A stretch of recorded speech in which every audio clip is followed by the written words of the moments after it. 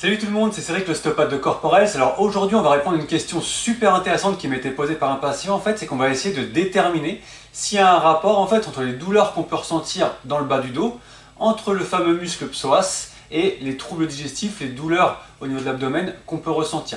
Donc je vais essayer de vous expliquer ça en fait le plus simplement possible, le plus clairement possible, quitte à vulgariser un petit peu. Donc déjà en fait si vous voulez, pour déterminer un petit peu le rapport entre tout ce beau monde, en fait on va les situer un petit peu anatomiquement, donc c'est très simple. Votre colonne lombaire, c'est la colonne, la partie la plus basse de votre colonne, c'est-à-dire qu'en haut vous avez la colonne cervicale, au milieu vous avez la colonne dorsale et en bas vous avez votre fameuse colonne lombaire. Elle est composée de 5 vertèbres. Donc au-dessus il y a effectivement la partie dorsale de votre colonne, en bas il y a ce qu'on appelle le bassin. Et donc en avant, qu'est-ce qui va se trouver là, qui va amener un petit peu dans notre moulin? C'est le fameux muscle psoas. Et le muscle psoas, en fait, si vous voulez, il est présent à droite et à gauche, et il s'insère sur toutes vos vertèbres lombaires, donc sur les 5 vertèbres lombaires, que ce soit sur les corps vertébraux, sur les disques intervertébraux. Et en fait, il se dirige vers le bas et l'avant pour se terminer au niveau de votre fémur sur votre cuisse, la partie un petit peu interne. Et en fait, en gros, ce muscle-là, si vous voulez, il est responsable de votre passage assis à debout. D'ailleurs, j'en profite pour certains d'entre vous qui peuvent avoir mal de dos après être resté longtemps en position assise. Ça peut être éventuellement une tension de ce muscle psoas qui, lorsque vous vous redressez, n'aime pas trop ça et tire sur votre colonne et vous donne mal au dos. Et aussi, quand on prend le point fixe au niveau de la colonne, il est responsable en fait de la flexion de votre cuisse vers votre bassin. Et ensuite, si on rentre un petit peu plus dans la technique, si vous voulez, quand on prend un point fixe au niveau des cuisses et qu'on le contracte, il va tirer sur votre colonne et vous pencher en avant. Et si on prend ce qu'on appelle au point de vue segmentaire, donc vertèbre par vertèbre, il va les amener un petit peu en extension. Et quand il y a un seul des deux psoas qui se contracte, il peut amener les vertèbres en rotation droite ou en rotation gauche, suivant le psoas qui est contracté. Et du coup, vous avez compris que ce psoas s'insère directement sur votre colonne, donc déjà il y a un grand rapport mécanique. Et en plus de ça, autour du psoas et en avant de la colonne, il y a tout votre système digestif qui se trouve dans l'abdomen. Donc effectivement, ces trois éléments sont très proches en fait les uns des autres. Alors maintenant qu'on sait tout ça et qu'on voit à quel point ces trois éléments sont proches, en fait on peut faire un constat suivant qui est déjà mécanique. C'est que déjà, une hypertrophie de votre muscle psoas, une hypertrophie c'est quand le muscle est très tendu, qu'on voit souvent d'ailleurs chez les coureurs ou chez les footballeurs. Donc là je parle du sport mais ça peut aussi s'appliquer à la vie de tous les jours, je vous expliquerai un petit peu comment. Et bien en fait, quand le psoas droit est trop tendu, si vous voulez, il va pouvoir comprimer la partie débutante de votre côlon et vous créer des douleurs un petit peu digestives et donc de ventre. Et par la même occasion, comme il comprime un petit peu la partie débutante de votre côlon, il peut aussi vous donner des signes un petit peu de perturbation du transit, comme de la constipation par exemple. Et du coup, vous avez exactement le même principe au niveau du psoas gauche, sauf que cette fois-ci, effectivement, ça va vous donner une douleur parce que ça comprime la partie terminale de votre côlon. Donc du coup, ça donnera des douleurs cette fois-ci à gauche. Mais par contre, au lieu d'avoir un ralentissement du transit, cette fois-ci ça va accélérer le transit et ça pourra vous-même vous donner des envies un petit peu pressantes d'aller aux toilettes. Et donc du coup, ça c'est pour la partie un petit peu sportive, mais c'est vrai que dans la vie de tous les jours, notamment quand on a un boulot, on est souvent au bureau, assis devant l'ordinateur, et ben ce muscle psoas est tout le temps en fait en position courte. Et donc du coup, le fait de se relever et de l'étirer un petit peu, il ne va pas du tout aimer ça. Et là aussi, il va se tendre et pouvoir comprimer un organe ou l'autre et vous donner ces mêmes troubles. Donc vous voyez que mécaniquement, en fait, si vous voulez, les choses s'expliquent quand même assez bien, assez facilement. En fait. La deuxième chose que je peux vous dire, en fait, là, bon, là c'est une petite parenthèse parce qu'en fait c'est pas directement lié à votre psoas ou à vos lombaires, mais en fait quand vous faites du sport, si vous voulez, votre circulation sanguine se modifie en fait parce que vous faites des efforts et donc vos muscles ont besoin de sang. Et donc du coup votre cerveau en fait il va essayer de trouver du sang là où il peut et c'est vrai en fait qu'il peut transférer une grosse partie du débit en fait sanguin destiné en fait à vos viscères vers vos muscles, vers l'instant T parce que vos muscles au moment de l'effort ils ont besoin de sang, donc comme vos viscères sont censés ne pas avoir trop de sang pendant l'effort, ils transfèrent en fait le sang destiné aux viscères vers vos muscles. Et donc du coup, vous vous retrouvez un petit peu, si vous voulez, en dette de sang au niveau du système digestif. Et ça peut vous créer ces fameuses douleurs en fait qui vous gênent, surtout en fait lorsque vous dépassez en fait des efforts de 60% de votre VO2 max par exemple. Voilà, donc ça c'est une petite parenthèse que je voulais évoquer chez les sportifs. Ça peut vous donner une petite piste si vous avez des douleurs et que vous ne savez pas où chercher.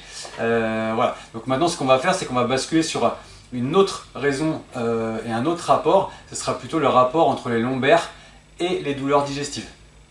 Alors pour ce qui est de la relation en fait entre douleur de dos et douleur de ventre, en fait on a remarqué tout à l'heure la proximité entre vos viscères et votre colonne lombaire, et à partir de là en fait on peut imaginer deux causes principales à vos douleurs. La première cause, en fait, elle est nerveuse.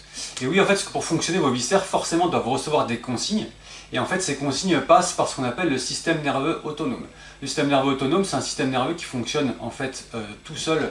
Ça veut dire que vous ne le contrôlez pas directement. Je vous donne un exemple. Si vous voulez contracter votre biceps, vous y pensez et votre biceps se contracte. Mais quand vous digérez, par exemple, vous ne demandez pas à votre cerveau de digérer. Il le fait automatiquement, vous n'avez pas besoin d'y penser. Et donc du coup, c'est ça le système nerveux autonome. Et où passe ce système nerveux autonome? Il passe au niveau de votre colonne vertébrale, le long de la moelle épinière en fait. Et donc du coup, à chaque étage de votre colonne, il y a des petits nerfs périphériques qui sortent et qui vont par exemple au niveau du ventre innerver les viscères correspondantes.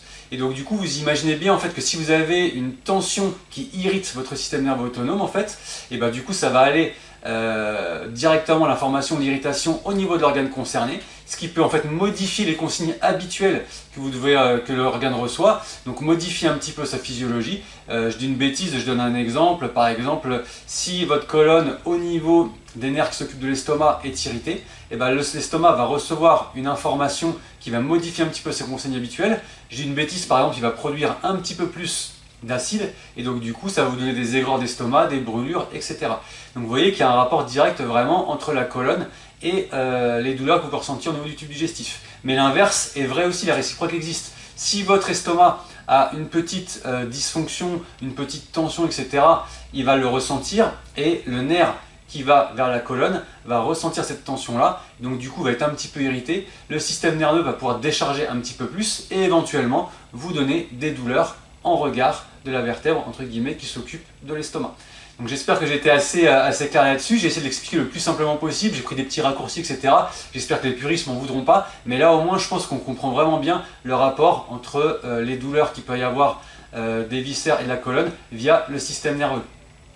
Alors, la deuxième cause dont je vais vous parler, elle est mécanique en fait. Si vous voulez, vos organes dans votre ventre sont entourés de ce qu'on appelle des fascias. Alors vous allez me dire, qu'est-ce que c'est qu'un fascia en fait? Et bien, tout simplement, je vais vous donner un petit exemple. Quand vous allez chez le boucher par exemple, que vous allez acheter un steak. Vous voyez, votre steak, souvent le boucher, il l'enveloppe dans du film alimentaire un petit peu transparent. Donc le steak, on peut dire que c'est un organe, et le film alimentaire transparent, c'est votre fascia.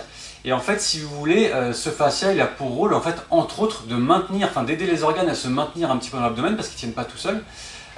Et donc du coup, ces fascias eux-mêmes se fixent sur votre colonne vertébrale. Donc une fois qu'on sait ça, en fait, c'est très simple et c'est à peu près toujours le même principe et le même mécanisme.